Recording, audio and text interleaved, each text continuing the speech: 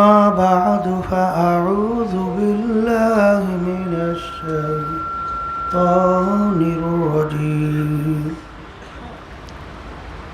بسم الله الرحمن الرحيم يا أيها الذين آمنوا صلوا عليه وسلموا تسليما اللهم صل على سيدنا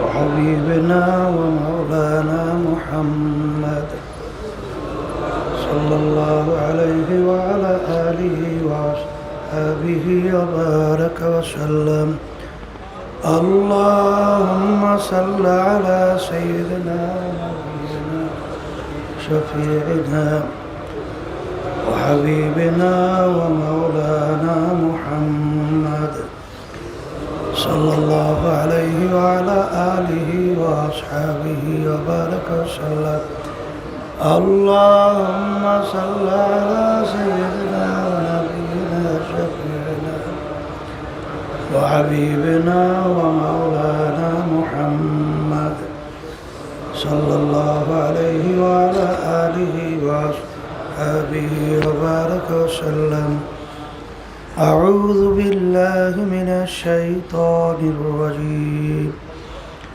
بسم الله الرحمن الرحيم قل إن صلاتي ونسكي ومحياي ومماتي لله رب العالمين صدق الله العلي العظيم وقال رسول الله صلى الله عليه وسلم إنما الأعمال بالنيات শুকরিয়া আদায় করতেছি মহান রব্বুল আলমিনের দরবারে। রব্বুল আলমিন গত ফাল্গুন মাস চরমনাই বাৎসরিক মাহফিলের পরে অগ্রহায়ণ মাসের মাহফিলে আল্লাহ রাব্বুল আলামিন আমাদেরকে আসার বসার দিনী আলোচনা করার শোনার তৌফিক দান করছেন। শুকরিয়া তার সবাই বলি আলহামদুলিল্লাহ। ফাল্গুন থেকে অগ্রহায়ণের ভিতরে দেখবেন অনেক আমাদের মুজাহিদ ভাইরা, অনেক মা বোনেরা দুনিয়ার থেকে বিদায় নিয়ে কবরে চলে গেছে। এর ভিতরে উল্লেখযোগ্য আমাদের ফয়জি শাহ হুজুর রহমতুল্লাহি আলাই, আমাদের ডাক্তার মুক্তার শাহ হুজুর রহমতুল্লাহি আলাই, আমাদের গোলাম মাওলা শাহ হুজুর রহমতুল্লাহি আলাই সহ অনেক অসংখ্য মুজাহিদ এবং পর্দা আলেম মা বোনেরা এবং অনেক দিনদাররা দুনিয়ার থেকে বিদায় নিয়ে চলে গেছেন, আর কোনো দিন আসবে না। এমন একদিন আসবে আল্লাহ কবুল করলে মাহফিল চলতে থাকবে, আমরাও থাকব না।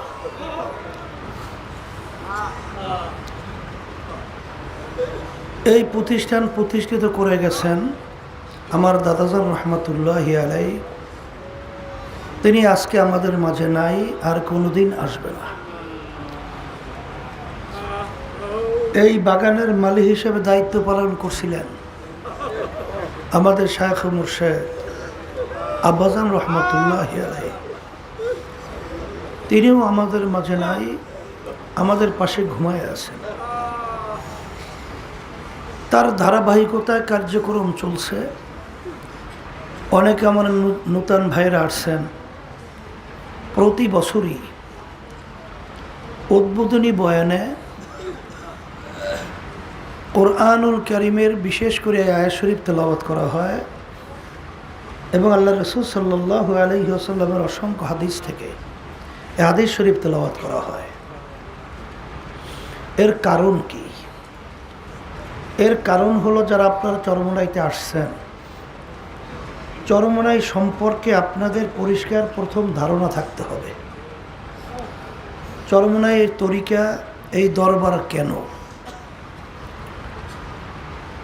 অনেকে বলে চরমনাইতে ওরস হবে, আব্বাজান রহমাতুল্লাহি আলাই বলতেন, আপনারা ভুল বলছেন, ওরস বলা হয় আনন্দ ফুর্তি, কিন্তু আমরা ওরস করি না, এটা মাহফিল। আর সাথে সাথে অন্য অন্য বিভিন্ন মাজমার ভিতরে, মজলিসের ভিতরে দেখা যায় বিভিন্ন ধরনের লক্ষ্য উদ্দেশ্য থাকে। অনেক জায়গায় দেখা যায় খাওয়া দাওয়ার একটা ব্যবস্থাও থাকে, কিন্তু চরমোনাই তরিকার এই মাহফিল, এখানে যারা আসছেন, আব্বাজান বারবার বলতেন, আমরাও বলি যে এখানে কোনো দুনিয়া হাসিলের উদ্দেশ্যে এই মাহফিল প্রতিষ্ঠিত করা হয় নাই। অনেকের হয়তো বা নিয়ত থাকতে পারে যে আমার বিভিন্ন দুনিয়ার দিক থেকে বালা মুসিবতের মধ্যে আছি, ব্যবসা বাণিজ্যের সমস্যার মধ্যে আছি, কেস কামারি বিভিন্ন ঝামেলার মধ্যে আছি, আরও বিভিন্ন ধরনের দুনিয়া যে মূল লক্ষ্য উদ্দেশ্যগুলো দেখি, ওখানে যাওয়ার পরে আমার এই উদ্দেশ্যগুলো বাস্তবায়ন হয় কিনা। আব্বাজান রহমাতুল্লাহি আলাই বলতেন, যেরকম নিয়াজ যদি কারো থাকে, উদ্বোধনী বয়ানের মধ্যেই আপনাদেরকে প্রথম আমরা অনুরোধ করব, আপনাদের এই নিয়াতকে পরিবর্তন করেন। আমি আপনাদের সামনে যে আয়াত শরীফ তেলাওয়াত করেছি, আয়াতের ভিতরে আল্লাহ রাব্বুল আলামিন বলেন, হে রসুল, আপনি বলে দেন আমার বান্দা বান্দীদেরকে, আপনার উম্মতদেরকে কি বলবেন? তাদের নামাজ, তাদের রোজা, তাদের হজ জাকাত সহ সমস্ত ব্যবসা বাণিজ্য, বিবাহ শাদী, বিভিন্ন ধরনের কার্যক্রম, রাজনীতি সহ সব কিছু হবে একমাত্র আল্লাহ রাব্বুল আলামিনকে রাজি খুশির উদ্দেশ্যেই। আর আল্লাহর হাবিব সাল্লাল্লাহু আলাইহি ওয়াসাল্লামের অসংখ্য হাদিস থেকে আমি যে হাদিস শরীফ তেলাওয়াত করেছি, বুখারী শরীফের প্রথম হাদিস আর মিশকাত শরীফের প্রথম হাদিস। বুখারী রহমাতুল্লাহি আলাই বুখারী শরীফের প্রথম বাব বানছেন, বাব মানে অধ্যায়, বাব মানে দরওয়াজা। এক কথায় যেই বিষয় নিয়ে এই অধ্যায়ের ভিতরে আলোচনা হবে, যেই বিষয়ের উপরে হাদিসগুলো, সেখানে বাব বানছেন তিনি বাবুল ওয়াহি, ওহি সম্পর্কিত হাদিস এই বাবের ভিতরে বুখারী রহমাতুল্লাহি আলাইহি নিয়ে আসছেন। কিন্তু বাবের পরে তিনি যে হাদিস তেলাওয়াত করছেন, সেই হাদিস হলো ইন্নামাল আমালু বিন্নিয়াত ওয়া ইন্নামা লিমরি মা নাওয়া ফামান কানাত হিজরাতুহু ইলাল্লাহি ওয়া রাসূলিহি। আল্লাহ রাসূল সাল্লাল্লাহু আলাইহি ওয়াসাল্লাম বলেন যে তোমাদের হিজরত, এই যে আপনারা বাড়ি থেকে সমস্ত কার্যক্রম সব বাদ রেখা চরমোনাইতে আসছেন, এটা একটা হিজরতের মতোই তো, কথা ঠিক না? এই যে আপনারা আসছেন কেন? আল্লাহ রাসূল সাল্লাল্লাহু আলাইহি ওয়াসাল্লাম বলেন যে মক্কা শরীফ থেকে যখন মদিনা শরীফ হিজরত করতেছেন, তখন সাহাবায়ে কেরামদেরকে উদ্দেশ্য করে বলতেছিলেন যে তোমাদের হিজরতের উদ্দেশ্য যদি হয় আল্লাহ এবং আল্লাহর রসুলকে রাজি খুশির জন্য, তাইলে তোমাদের হিজরতটা আল্লাহ এবং আল্লাহর রসুলের জন্যই হবে, অর্থাৎ আল্লাহ এবং আল্লাহর রসুলকে তোমরা পাইয়া যাবা। আর যদি তোমাদের হিজরত হয় দুনিয়া অথবা কোনো মেয়েকে বিবাহ করার উদ্দেশ্যে, তাইলে তোমরা দুনিয়া অথবা এই মেয়েকেই বিবাহ করতে পারবা, কিন্তু আল্লাহ এবং আল্লাহর রসুলের কাছে এই হিজরতের বিনিময়ে আর অন্য কোনো ফল তোমরা পাবা না। তা যারা মাহফিলে আসছেন চরমোনাইতে, বাড়িঘর রাস্তাঘাট সব কিছু এত দিন রাত্র পরিশ্রমের মাধ্যমে। আগে নিয়াতকে সহি করে নিতে হবে যে আমরা এই চরমনাই মাহফিলে আসছি কেন। আসার মূল উদ্দেশ্য লক্ষ্য হলো একমাত্র আল্লাহ রব্বুল আলামিনের রাজি খুশির উদ্দেশ্যেই। সবাই বলি আল্লাহুম্মা আমিন। আল্লাহ আপনি কবুল করে না। যদি এই নিয়তে আমরা বসতে পারি এবং এই নিয়তে আমরা থাকতে পারি, তা আল্লাহর ফজল ও করমে হাদিস অনুযায়ী আল্লাহ এবং আল্লাহর রসুলকে আমরা পেয়ে যাব। আর যদি আমাদের নিয়াত দুনিয়ার কোনো উদ্দেশ্য হয়ে থাকে, নিজের ব্যক্তিগত কোনো স্বার্থের জন্য হয়ে থাকে, হয়তোবা দুনিয়া এবং নিজের ব্যক্তির স্বার্থ উদ্ধার হতে পারে, কিন্তু আল্লাহ এবং আল্লাহর রসুলের কাছে এই হিজরতের পরে যে মাহফিলে আসছেন বিনিময়ে কিছু পাওয়া যাবে না। কথা ঠিক কিনা? অনেক সময় দেখা যায় যে দুনিয়ার উদ্দেশ্য অনেকে আসার পরেও সেই উদ্দেশ্য বাস্তবায়ন হয়। এটা হতে পারে, কারণ আল্লাহ রসুল বলছেন দুনিয়া এবং দুনিয়া অথবা মেয়েকে বিবাহ করার উদ্দেশ্যে সেটা তোমরা পাইয়ে যাবা। তাহলে এখানে দুনিয়ার উদ্দেশ্যে যদি কেউ আইসে থাকে তাহলে দুনিয়া পাইয়ে যাইতে পারেন, কারণ আল্লাহ রাব্বুল আলামিন কোরআনুল কারীমের কি বলছেন? মান কানা ইউরিদু হারসাদ দুনিয়া নুক্তিহি মিনহা। যদি তোমরা আমার কাছে কেউ দুনিয়া চাও তাহলে আমি তোমাদেরকে দুনিয়া দিয়ে দেব। ওমা লাহু ফিল আখিরাতি মিন খালাক। কিন্তু কিয়ামতের ময়দানে তোমরা আর কোনো অংশ এই হিজরতের বিনিময়ে আর তোমরা পাবা না। এই জন্য আমার ভাইদেরকে প্রথম উদ্বোধনী বয়ানে বলবো, আল্লাহ রাব্বুল আলামিন শুধু আমাদের বাহ্যিক আমলের দিকেই তাকাইয়া থাকে না, আমাদের বাহ্যিক কার্যক্রমের দিকেই শুধু তাকাইয়া থাকে না। আল্লাহ রাব্বুল আলামিন আপনার আমার কলব নিয়াত দিলের দিকে তাকাইয়া থাকে।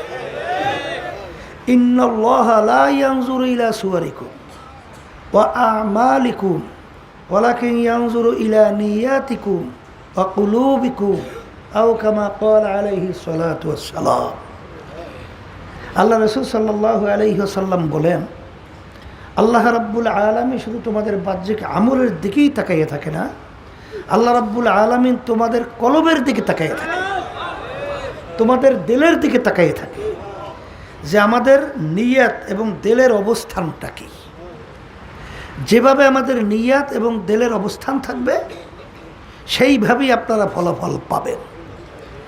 আমার বাজানদেরকে বলবো, শোনেন, আমরা এখানে যারা আসছি, আল্লাহর কুতুব আব্বাজান রহমাতুল্লাহি আলাইহি বলতেন ব্যাটারি চার্জ। সর্বনাই মাহফিল কি ব্যাটারি চার্জ? কি বাস্তবতা আছে না নাই? বছরে 2 বার ব্যাটারি চার্জের ব্যবস্থা করা হয়। দেখবেন আল্লাহর রহমতে এখানে, আল্লাহর রহমতে হাজার হাজার আল্লাহর খাস বান্দারা এই মজলিসে আছে না নাই? এই তাদের সোহবাতে যদি আমরা কিছু সময় থাকি তাহলে এর বরকত আছে না? এর একটা ক্রিয়া আছে না? না নাই? বাস্তবতা আছে না নাই? হানজালা রাদিয়াল্লাহু তাআলা আনহু তাড়াহুড়ো করে রওনা করছে, আল্লাহ রাসূল সাল্লাল্লাহু আলাইহি ওয়াসাল্লামের সাথে দেখা করবে। পথের মধ্যে ওমর ফারুক রাদিয়াল্লাহু তাআলা আনহুর সঙ্গে দেখা। ওমর ফারুক রাদিয়াল্লাহু তাআলা আনহু বলতেছে, ভাই হানজালা, তুমি কোথায় রওনা করছো? কাল আমি আল্লাহ রাসূল সাল্লাল্লাহু আলাইহি ওয়াসাল্লামের সঙ্গে দেখা করার জন্য রওনা করছি। কেন? বলে আমি হানজালা তো মুনাফিক হয়ে গেছি। তুমি মুনাফিক হলা কীভাবে? কলে যখন আল্লাহর হাবিবের সোহবাতে সংস্পর্শে তার সামনে থাকি, তার সংস্পর্শে থাকি, তখন আমার দিলের যে হালাত, জেলের যে অবস্থা থাকে। কিন্তু আল্লাহ রাসূল সাল্লাল্লাহু আলাইহি ওয়াসাল্লামের থেকে যখন বাড়ি ঘরে, রাস্তাঘাটে, বাজারে, অন্যত্র কোথাও যাই, তখন দিলের এই অবস্থান তো থাকে না। তা আল্লাহর হাবিব সাল্লাল্লাহু আলাইহি ওয়াসাল্লামের সামনে থাকলে এক অবস্থা, বাহিরে গেলে আর এক অবস্থা। তাহলে 2 অবস্থা আমি মুনাফিক। ওমর রাদিয়াল্লাহু তাআলা আনহু বলতেছেন, হ্যাঁ নমর রাদিয়াল্লাহু তাআলা আনহু, হ্যাঁ ও আবু বকর সিদ্দিক রাদিয়াল্লাহু তাআলা আনহু। তা আবু বকর সিদ্দিক রাদিয়াল্লাহু তাআলা আনহু বলতেছেন, ভাই হানজালা, তাহলে আমি আবু বকর তো তাইলে মুনাফিক হয়ে গেছি, আমার অবস্থাও তো এরকম, চলো আমরা একসঙ্গে আল্লাহ রাসূলের কাছে যাই। যখন তারা গেলেন, আল্লাহ রাসূল সাল্লাল্লাহু আলাইহি ওয়াসাল্লাম তাদেরকে দেখে মিসকি মিসকে হাসতেছে। হাইসা বলতেছেন, আবু বকর, হানজালা, তোমরা কেন আসছো? বলতেছেন, আল্লাহ রাসূল, আমরা তো মুনাফিক হয়ে গেছি। মুনাফিক হইল কিভাবে? বলে, যখন আপনার সামনে থাকি তখন আমাদের দিলের হালাত এই, বাহিরে গেলে এই, দুই রকমের। তখন আল্লাহ রাসূল সাল্লাল্লাহু আলাইহি ওয়াসাল্লাম বলেন, এতে তোমরা মুনাফিক হও নাই, কারণ আমরা সামনে থাকার পরে তোমাদের দিলের যে হালাত হয়, অবস্থান হয়, এটা যদি সব সময় থাকতো তাহলে রাস্তার ভিতরে ফেরেশতারা তোমাদের পায়ের নিচে পাখা বিছায়। এই হালাত সবসময় থাকেও না, থাকবেও না, কামনা করাও ঠিক না। তাহলে সোহবাতের একটা বরকত আছে না নাই? এই জন্য তো বারবার বলা হয়, সোহবাতে সালেহ তোরা সালেহ কুনাদ, সোহবাতে সালেহ তোরা সালেহ কুনাদ, সোহবাতে তালেহ তোরা তালেহ কুনাদ। এক জামানা সোহবাতে বা আউলিয়া বেহতরা সদ সালে তাআত বেরিয়া, গেলে খুশবু এদার হাম্মাম রোজে, রসিদাস দাস্তে মাহবুবে বাদাস্তা। সৎসঙ্গে স্বর্গবাস, অসৎসঙ্গে সর্বনাশ। এখানে আল্লাহর ফজল করমে অনেক আল্লাহওয়ালারা আছে, অনেক জাকিরিনরা আছে, অনেক আল্লাহর খাস বান্দারা আছে, অনেক বান্দা আল্লাহর এখানে রাখছে, তাদের সঙ্গে মাওলার সঙ্গে গোপনে একটা সম্পর্ক তৈরি হয়। এরকম অনেক আল্লাহর বান্দারা এই মাজলিসে আছে।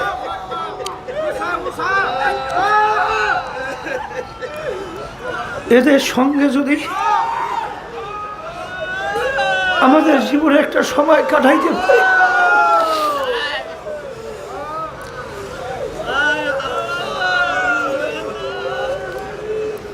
যেই ধানের ভিতরে চাউল থাকে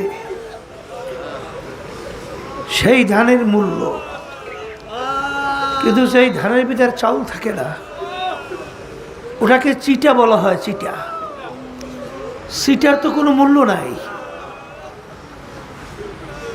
বাজারে বস্তা ভরে আমরা যদি চিটা নিয়ে যাই, ওই চিটার এক পয়সাও কোনো মূল্য নাই।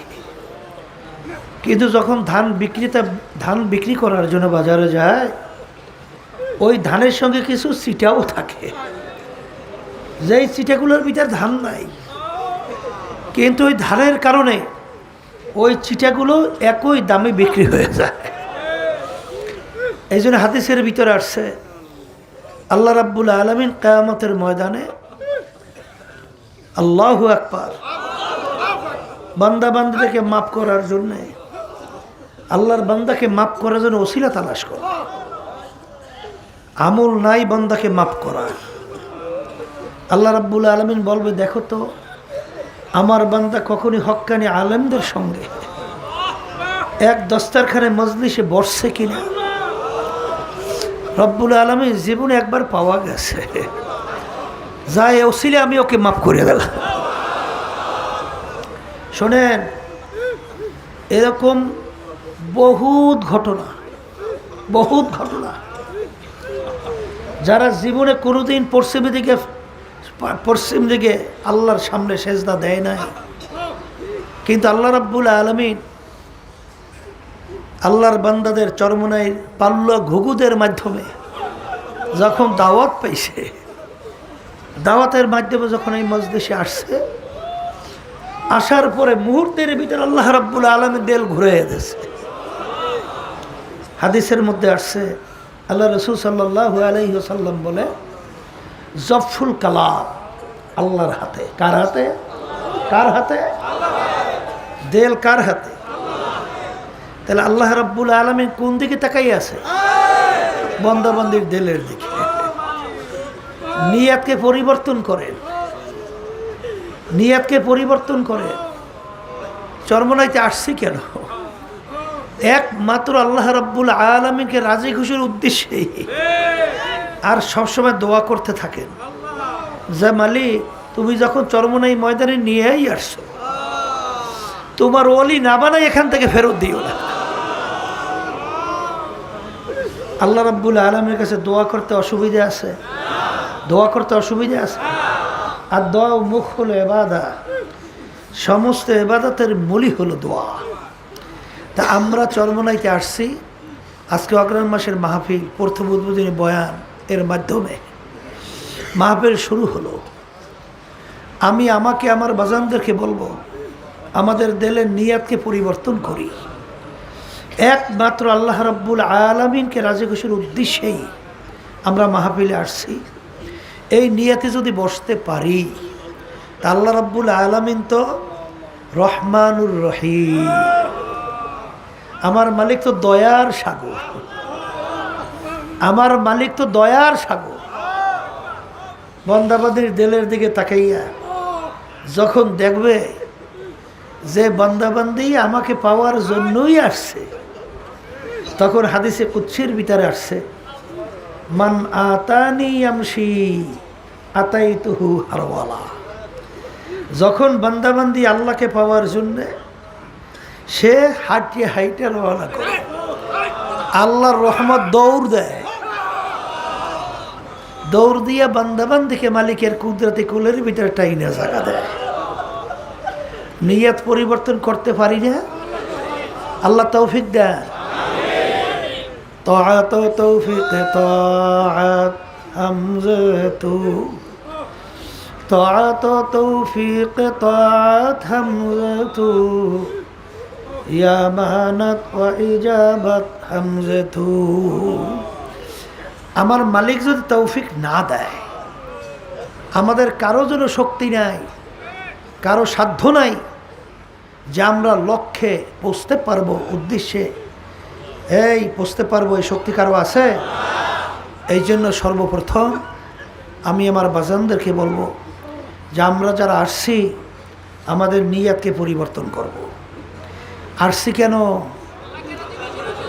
কাকে রাজি খুশির উদ্দেশ্যে? বলেন একমাত্র আল্লাহ রাব্বুল আলামিনকে রাজি খুশির উদ্দেশ্যেই আসছে।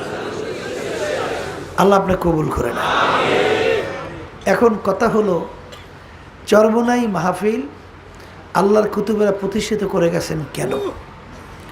আব্বাজান রহমাতুল্লাহি আলাইহি বারবার বলতেন, আমরাও বলি, এখানে অনেক হক্কানি ওলামায়ে কেরাম আলোচনা রাখবেন, তারাও আল্লাহর রহমতে বলবেন যে এই চরমনাইয়ের মাহফিলের মাধ্যমে আল্লাহর সঙ্গে বন্দাদের সঙ্গে একটা সম্পর্ক তৈরি করার জন্যই এই মাহফিলের ব্যবস্থা। কথা ঠিক কিনা? মামলা কিন্তু দুই প্রকার, একটা হলো দুনিয়ার মামলা, আর একটা হলো আখিরাতের মামলা। দুনিয়ার মামলায় যদি কেউ 5-12 ঠকে, আবার এই মামলায় আপিলের মাধ্যমে জিতবার সুযোগ আছে, কিন্তু আখিরাতের মামলায় যদি একবার কেউ ঠকে আর দ্বিতীয়বার আর দুনিয়াতেই সে আপিল কইরা জিতবার সুযোগ আছে? নাই। এখন আমার ভাইদেরকে বলবো, পর্দা আলে মা বোনরা যারা শুনছেন, শোনেন, আখিরাতের মামলার তদবির, সম্পদ কামাই করার জায়গা কিন্তু দুনিয়াতে। কোথায়? দুনিয়া।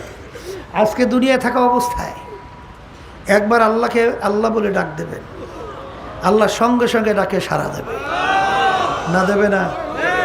বলেন আল্লাহ।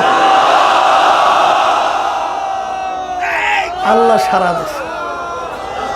কিন্তু কবরে যাওয়ার পরে শত শত বছর আল্লাহকে ডাকবেন, একবারও কিন্তু আর ডাকে আল্লাহ সাড়া দেবে না। বরং মালিক কি বলবে, দুনিয়ার ভিতরে যেইভাবে তুই আমাকে ভুলে গেছিলি, এইভাবে ভুলে গেলাম। শত শত বছর ডাকবি, একবারও আর ডাকে সাড়া দেব না। বরঞ্চ আল্লাহ রাব্বুল আলামিন বলবে কবরের মাটি দুই পাশ থেকে সাফ।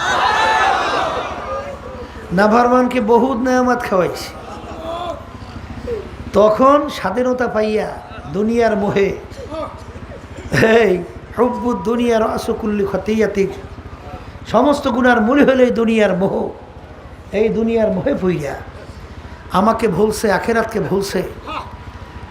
এখন যত আমাকে ডাকো আর ডাকে সারা আমি দেব না। এখন ভাই বাজানদেরকে বলবো, শোনেন, দুনিয়ার যারা পাগল হয়েছেন, আখেরাতকে যারা ভুলছেন, অনেক নতুন বাজানদার তো আসছেন। আমি সেই বাজানদারকে বলি, শোনেন, একটু মাঝে মাঝে চক্ষু বন্ধ করে একটু মোরাকাবা করিয়েন, একটু চিন্তা করিয়েন দুনিয়াটা কি। আল্লাহ রসুলের কাছে দুনিয়া কি? আল্লাহ রসুল সাল্লাল্লাহু আলাইহি ওয়াসাল্লাম দুনিয়া সম্পর্কে বলেন, আর দুনিয়া জিফাতু ওয়া তালিবুহা কিলাব।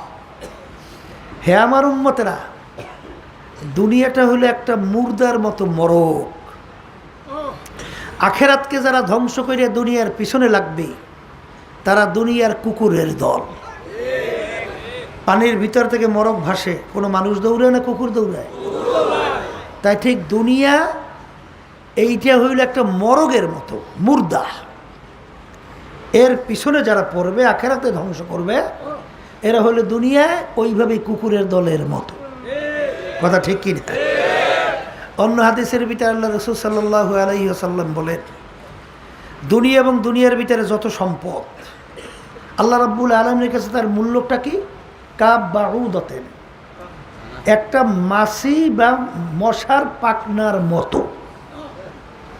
একটা মাছি মশার পাখনার মূল্য কি আছে?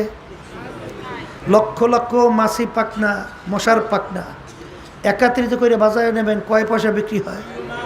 কোনো মূল্য আছে? কিন্তু আল্লাহ রাব্বুল আলামিন মশা মাছির পাখনার উদাহরণ দিলেন কেন?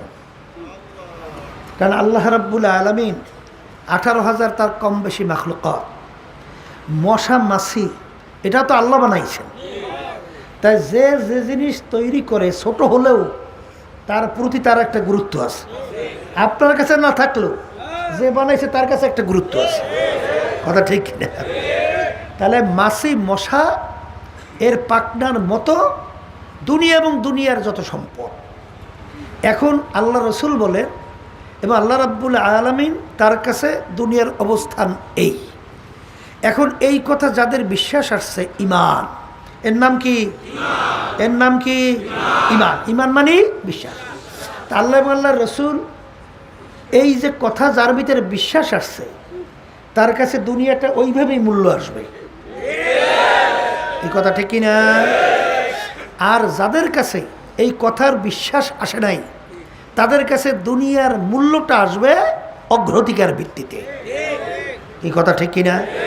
এর জন্য দেখবেন, যত আল্লাহর ওলিদের ইতিহাস পড়বেন, যত সাহাবায়ে কেরামদের ইতিহাস পড়বেন, কারণ আল্লাহ রাব্বুল আলামিন তো বলছেন, আমিনু কামা আমানান নাস, তোমাদের বিশ্বাসটা কেমন হবে সাহাবায়ে কেরামরা যেভাবে বিশ্বাস করছিল। বলেন বলেন, আমাদের বিশ্বাসটা কেমন হবে? সাহাবায়ে কেরামদের যেভাবে বিশ্বাস ছিল। সাহাবায়ে কেরামদের বিশ্বাস কেমন ছিল? আবু বকর সিদ্দিক রাদিয়াল্লাহু তাআলা আনহু, নাম শুনছেন? নবীদের পরে দুনিয়ার ভিতরে যত মানুষ আসছিল, আছে, আসবে, সবচেয়ে যার সম্মান নাম কি? আবু বকর সিদ্দিক রাদিয়াল্লাহু তাআলা। তাদের কাছে দুনিয়ার মূল্যটা কেমন ছিল? এই খুব বড় মাপের ধনী ছিল, বড় বংশের লোক ছিল, নেতা গোছের লোক ছিল, বড় মাপের পণ্ডিত ছিল, কিন্তু আল্লাহর রাস্তায় দান করতে করতে 40,000 স্বর্ণমুদ্রা, শোনেন না, প্রকাশ্যে 40,000 গোপনে। এক সময় আল্লাহর হাবিবের সামনে বসা, সালার শট পরনে, সালার শট গায়ে, সিরিয়া গেছে, জোড়া দেওয়ার মতো সালার শট কেনার মতো পয়সা নাই। মূল্য বোঝেন, দুনিয়ার মূল্য বোঝেন। সর্বনায়ের মুরিদ হইয়াও অনেক সময় দেখা যায় যে একটু টাকার মোহে তাকে একটু ভালো হাদিয়া তোফা দিয়েছে, আবার একটু সম্মান করছে, আবার একটু বিভিন্ন কায়দায় তাকে ওই দুনিয়ার দিক থেকে একটু বিভিন্ন ধরনের সহযোগিতা করছে, তার জন্য যে সে পাগল হয়ে যায়। এরকম এক শ্রেণী আছে না? আল্লাহ মাফ করুক। সংখ্যা ওরকম না, মানে দুই একজনেরও থাকতেও পারে, শুনি মাঝে মাঝে। আল্লাহ মাফ করুক। তাই আবু বকর সিদ্দিক রাদিয়াল্লাহু তাআলা আনহু সালার শার্ট পরনে সালার শার্ট গায়ে, এত বড় ধনী, আল্লাহর কাছে অবস্থাটা বড় পছন্দ হয়ে গেছে। জিবরাইল আলাইহিস সালামকে পাঠায়, জিবরাইল যাও আমার হাবিবকে বলো আমি আবু বকরের কাছে সালাম পাঠাইলাম, আর জিজ্ঞেস করতে বলো আবু বকর এত বড় ধনী, এত বড় বংশে, এত বড় নেতা, এত বড় শিক্ষিত, এত বড় পণ্ডিত, বিভিন্ন কায়দায়, এই অবস্থায় পড়ার পর আবু বকর আমার খুশি না বেজার, এইটা আল্লাহ জানতে চাইছে। জিবরাইল আলাইহিস সালাম আসছে, বলতেছেন আল্লাহ রাসূল সাল্লাল্লাহু আলাইহি ওয়াসাল্লাম, আল্লাহ রাব্বুল আলামিন আবু বকরের কাছে সালাম পাঠাইছে, আর জিজ্ঞেস করবে এই অবস্থায় পড়ার পরে আল্লাহর কাছে খুশি না বেজার। আল্লাহর হাবিব সাল্লাল্লাহু আলাইহি ওয়াসাল্লাম বলেন, আবু বকর আমার মালিক তোমার কাছে সালাম পাঠাইছে,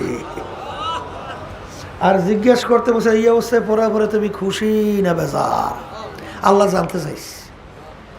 তখন তিনি দুই চোখের পানি ছাড়িয়ে দিচ্ছে, ছাড়িয়ে দিয়ে কান্দে আর বলে ইন্নী লিরাব্বির রাস, আমি আমার মালিকের উপরে খুশি, আমি আমার মালিকের উপরে খুশি। হাকিকত সে তো দুনিয়া বেখবর হ্যায়, দুনিয়া কি নুমাইশ পর নজর হ্যায়, আর দুনিয়া জিফাতুন ও তলিবুহা কিলাব। হে আমার উম্মতেরা, দুনিয়া হইল একটা মরগের মতো, এর পিছনে যারা পড়বে আখেরাতের স্থায়ী জিন্দিগি ধ্বংস করবে, এরা হইল কুকুরের দল। আমিনু কামা আমানান নাস, তোমরা ঈমান আনো সাহাবায়ে কেরাম যেভাবে ঈমান আনছিল, তোমাদের বিশ্বাসটা কেমন হবে সাহাবায়ে কেরামদের বিশ্বাস যেমন ছিল। সাহাবায়ে কেরামদের কাছে দুনিয়া কেমন মূল্য ছিল। ওসমান গনি রাদিয়াল্লাহু তাআলা আনহু এত বড় ধনী, এত বড় ব্যবসায়ী, বাজান ব্যবসায়ী মাল মদিনা থেকে প্রায় জুল হুলাইফা পর্যন্ত মালের বহর লম্বা এত বড় বিরাট, বাজানে এত মূল্য ছিল, 1 টাকার মাল প্রায় 4 টাকা তার মূল্য হয়ে গেল। আজান ওসমান গনি রাদিয়াল্লাহু তাআলা আনহু বলেন, আমার মালের মূল্য 1 টাকা থেকে 4 টাকা পর্যন্ত আসছে, এর চেয়েও বড় একটা সুসংবাদ আমার কাছে আছে, 1 টাকায় 10 টাকা। এই কথা বইলা সমস্ত মাল আল্লাহর রাস্তায় দান কইরা দিছে। বরফির আব্দুল কাদের জিলানী রহমাতুল্লাহ আলাইহি ছাত্রদেরকে হাদিস পড়াইতেছেন, হঠাৎ সংবাদ আসলো, হযরত আপনার জাহাজ মাল সহ সমুদ্রের ভিতরে ডুবে গেছে। তিনি শোনার পরে বলেন ইন্না লিল্লাহি ওয়া ইন্না ইলাইহি রাজিউন।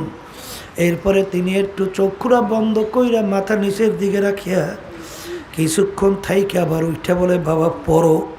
ছাত্ররা বলে হযরত ব্যাপার তো কিছু বুঝলাম না, যখন আপনি শুনলেন আপনার মাল সমুদ্রে জাহাজ ডুবে গেল, বলেন ইন্না লিল্লাহি ওয়া ইন্না ইলাইহি রাজিউন।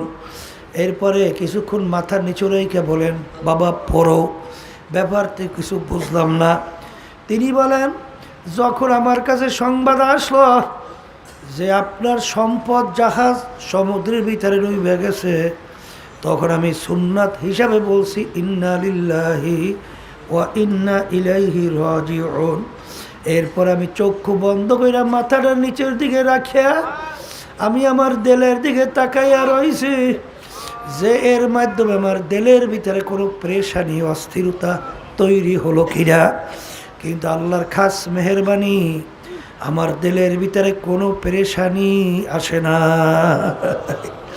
এই জন্য আমার বাজানদেরকে বলবো, একজন রাস্তার ভিক্ষুক হইয়াও দুনিয়াদার হতে পারে, আবার রাজ সিংহাসনে বৈশার রাজ্য চালাইয়াও রাজা হইয়াও সে একজন আল্লাহওয়ালা হইতে পারে। এইটা কিসের অবস্থা?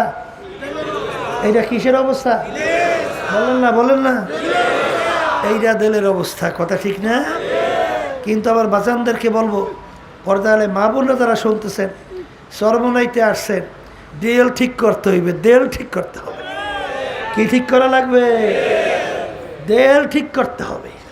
যদি আল্লাহর ফজল করবে কলব দেলকে ঠিক করতে পারি, তাহলে আল্লাহর খাস মেহরবানিতে সব দেখবেন, সমস্ত কার্যক্রম সব দেখবেন, প্রতিটা মুহূর্তে ক্ষেত্রে আল্লাহ রাব্বুল আলামিনের রেজামন্দি রাজি খুশির জন্যই হবে। কথা ঠিক না? দেখতে তো মনে হয় যে অনেক আল্লাহওয়ালারা, ওই যে বরবরী আব্দুল কাদের জিলানী রহমাতুল্লাহি আলাইহি দরবারে যখন নাকি এক আলেমই হবে, হুজুরের দরবারে গেছিলেন না? হ্যাঁ, মুরিদ হওয়ার জন্যে। কি হওয়ার জন্যে? মুরিদ হওয়ার জন্য গেছে। এখন হুজুরের দরবারে শান শওকত, দালান বিল্ডিং, বহুত কিছু দেখার পরে এখন তিনি মনে মনে বলে যে এত বড় সম্পদ সম্মান, এই লোক তো আল্লাহওয়ালা হইতে পারে না, এ তো আল্লাহর ওলি হইতে পারে না, এ তো দুনিয়াদার। এত সম্পদের মালিক হওয়া তো দুনিয়াদার। এখন সেই কথাটা ভাব প্রকাশও করতে পারে না। কথা বোঝেন নাই? এখন হয়তো বাথরুমের ভিতরে ঢুইকা দেওয়ালের ভিতরে লেখা রাখছে, নামার দাসকে দুনিয়া দোস্তে দাঁড়াত।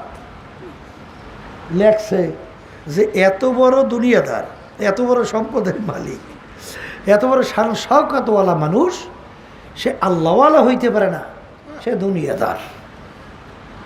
এইটা লেখে সে বাইর হয়ে গেছে। আর একজনে ঢুকছে, ঢুইকে দেখে দেওয়ালের ভিতরে এই কথা লেখা। তখন তিনি সামনে মেসরা পংক্তি লাইন, 2 লাইন মিললে কবিতা হয় না? এখন সে আবার সামনে লাইন লেখে, আগার দারাত বরায়ে দোস্তে দারাত। আল্লাহর বান্দারা, এই যেই দুনিয়া আল্লাহকে রাজি খুশির জন্য হয়, যেই সম্পদ আল্লাহকে রাজি খুশির জন্য হয়, যেই এমপি আল্লাহকে রাজি খুশির জন্য হয়, যেই পীর মুরিদ আল্লাহকে রাজি খুশির জন্য হয়, যেই চেয়ারম্যান মেম্বার আল্লাহকে রাজি খুশির জন্য হয়, যেই ইমাম মুয়াজ্জিন আল্লাহকে রাজি খুশির জন্য হয়, যেই সভাপতি সেক্রেটারি আল্লাহকে রাজি খুশির জন্য হয়, ওটা দুনিয়া না, ওটাও আখিরাত। ওটাও কি? এটা সম্পর্ক কির সঙ্গে? বলেন না? কলবের সঙ্গে সম্পর্ক। এই জন্য কলব ঠিক করতে হবে। আর এই কলব ঠিক করার জন্যই এই ব্যাটারি চার্জ। এই ব্যাটারি চার্জকে শরীরে হয় না, কলবে হয়। হ্যাঁ, তা আল্লাহর ফজলও করবে। বসেন বসেন আর আল্লাহর কাছে দোয়া করতে থাকেন, আর মালিকের কাছে পুরোপুরি সারেন্ডার করেন। সফর দাম্বা তুমা আয় খেসরা, সফর দাম্বা তুমা আয় খেসরা, তুদানি হিসাব কামাবেশরা। বাচ্চা হাঁটতে পারে না, 1 পাও 2 পাও বাচ্চা হাঁটে, ঠাস করে পইরা যায়। মা বাপ যখন বাচ্চাকে দূর থেকে ডাক দেয়, বাবা আসো, বাচ্চা হাঁটতে পারে না, বাপ মা ডাক দেছে, খুশিতে দৌড় মারে। বাচ্চা হাঁটতে পারে না, ঠাস কইরা পইরা যায়।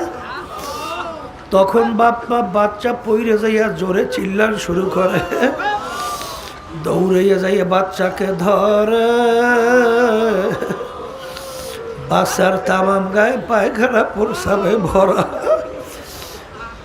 আল্লাহ বাচ্চাকে রাগ করে মা আগুনেও ফালায় না, পানিতেও ফালায় না, বাচ্চাকে ধোয়াইয়া পোছাইয়া কোলের ভিতরে নিয়ে আদর করে। আর চুমোদের বলে, বাজান তোমাকে আমি কষ্ট দিছি। ঠিক আল্লাহ, মান আতানি আমশি, মান আতানি আমশি আতাইতুহু হারওয়ালা বান্দাবান্দি আমার মালিককে পাওয়ার জন্য যখন হাইটা রওনা করে, আমার মালিক বান্দাবান্দির কান্না সহ্য করতে পারে না। আমার মালিক রহমতের দরিয়া জোশ মাইরা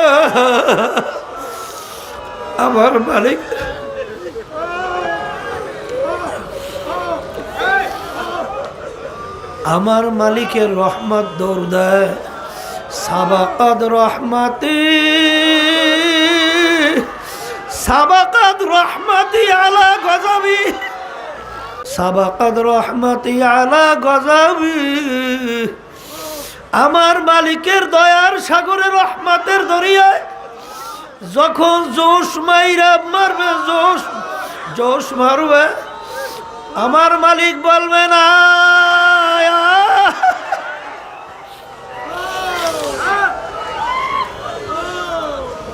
হে বান্দাবান্দি তোর গুনার কোনো শেষ নাই, হে বান্দাবান্দি আমি তোর দিলের খবর জানি।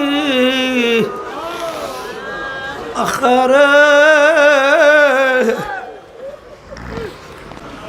আল্লাহু আল্লাহ, আমার মালিক বড় দয়ার, আমার মালিক বড় মায়ার। হে দুনিয়ার পাগল, কোন দুনিয়ার পাগল হইলা? আল্লাহু আকবার। যেই দুনিয়া তোমাকে আমাকে একদিন লাথি মাইরা মাটির নিচে ফেলাইয়া দেবে, যেই দুনিয়া তোমার আমার গায়ের থেকে জামা খুইলা ফেলাবে,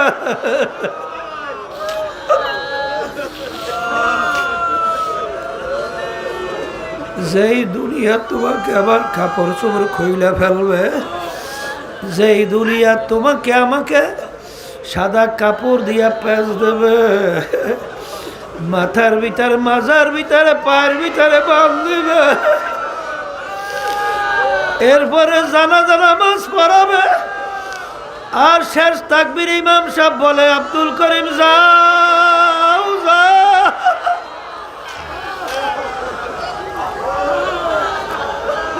আল্লাহু আল্লাহ हकीकत से तो दुनिया बेखबर है, दुनिया की नुमाइश पर नजर है। ए আল্লাহর বান্দারা যারা চরমনাইয়ের ময়দানে আসছো, এই মাটির ভিতরে আল্লাহ অনেক বরকত দান করছে। বেহুদা সময় নষ্ট কইর না বাজার, আরে বেহুদা সময় নষ্ট না কইরা খবরদার তাড়াহুড়া বাদ দাও। আর এখানে আসছো, আল্লাহু আকবার। ইন্নামাল আমালু বিন্নিয়াত, নিয়াতকে পরিবর্তন করো। একমাত্র আমার মালিককে রাজি খুশির উদ্দেশ্যেই মাহফিলে আসছি। যদি এই নিয়াতে বসতে পারো তা আল্লাহ রাব্বুল আলামিন তোমাকে আমাকে, আল্লাহ রাব্বুল আলামিনকে পাওয়ার ব্যবস্থা মালিক করে দেবেন। কারণ আল্লাযীনা জাহাদু ফিনা লানাহদিয়ান্নাহুম সুবুলানা ওয়া ইন্নাল্লাহা লামাআল মুহসিনিন। রাস্তা আমার মালিক খুলবেন।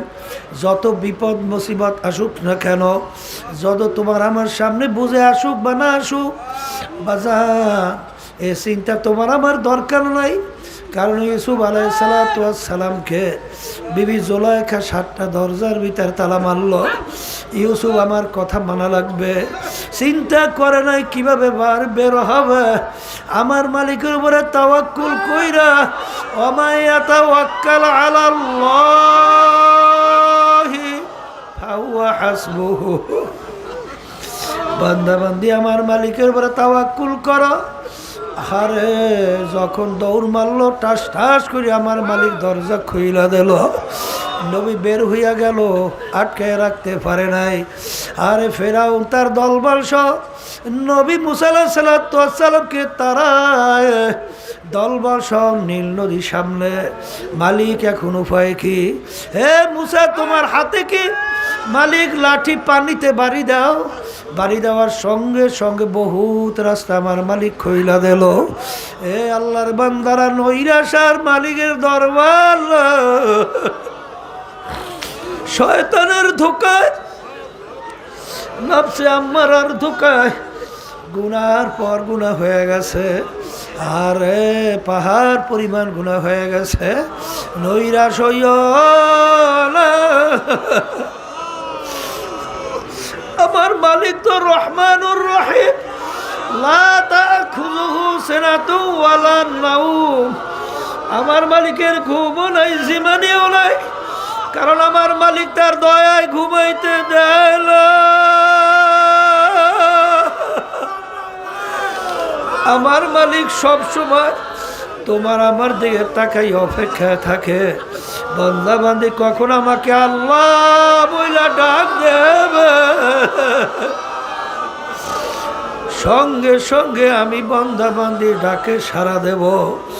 বাজার যখন মালিক চরমায় নিয়ে আসছে, খবরদার সময় বেহুদা নষ্ট কইরো না, প্রত্যেকটা মুহূর্ত জেকেরে ফেকেরের মধ্যে থাকো, সব সময় হাঁটতে চলতে মাওলার জেকের করো, আর দিলে দিলে সবসময় মাওলার দরবারে কাঁদতে থাকো, আর মালিককে তালাশ করতে থাকো, মালিককে তালাশ করতে থাকো, আমার মালিককে তালাশ করতে থাকো। তালাশ করো, ডাক দাও, তালাশ করো, ডাক দাও, তালাশ করো, ডাক দাও। যখন বেচাইরিয়া ডাক দেবা আল্লাহ আল্লাহ আল্লাহ,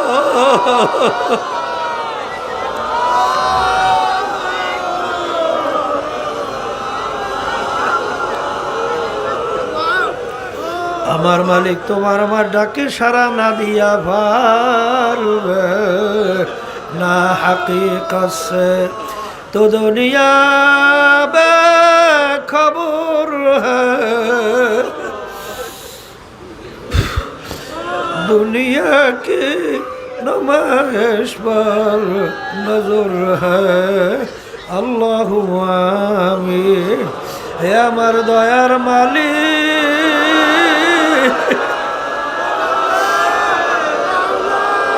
হে আরশের মালিক, জমিনের মালিক, হে সমস্ত মাখলুকাতের মালিক,